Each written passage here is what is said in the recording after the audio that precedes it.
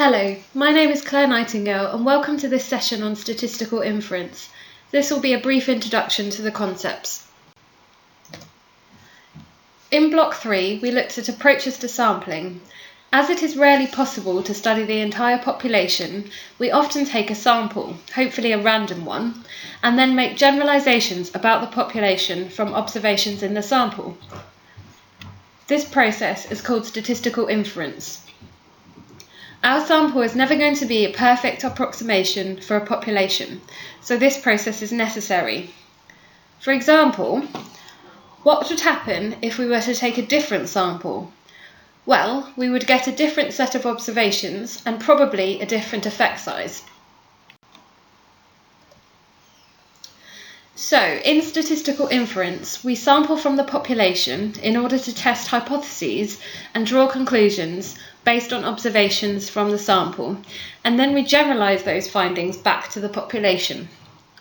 When estimating confidence intervals and carrying out statistical tests in statistical inference, it is assumed that our sample was drawn at random in order to be representative of the population we are making inferences about. To take into account that we don't have a perfect sample, we use something called confidence intervals. These provide us with a measure of precision with which we are able to report an effect estimate. These are usually reported as 95% confidence intervals by convention.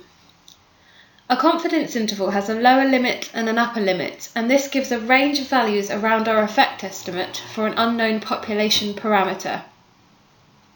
This can be interpreted by saying that if we were, say, to take 100 repeated independent samples from the same population and estimate the effect and its associated 95% confidence interval, we would expect 95% of those confidence intervals to contain the unknown population parameter that we are trying to estimate.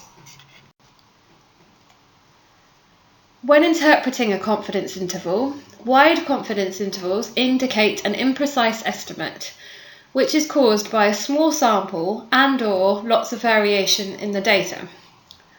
A narrow confidence interval indicates a precise estimate, which is caused by a large sample and/or little variation in the data. Another important part of statistical inference is statistical tests. These are based on testing a null hypothesis, i.e. no difference, for example between an intervention and control group.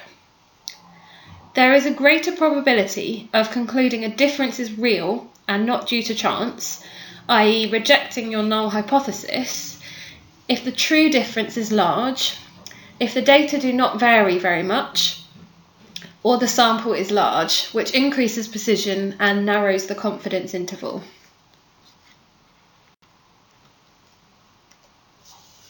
And that concludes our brief introduction on statistical inference. To summarize this block on analyzing quantitative data, we have considered 4 steps in the approach. The first is to spend time getting your dataset into a format that you can analyze it. The second is to describe and summarize your data. The third is to examine associations and make comparisons that are the most appropriate for your data. And finally, it is important to interpret and appraise your data, and you can do this using statistical inference. Statistical tests will tell you about the likelihood that something arose by chance. Sometimes simple is best, and often most analysis isn't about complex statistics. And that concludes our session. Thank you for listening.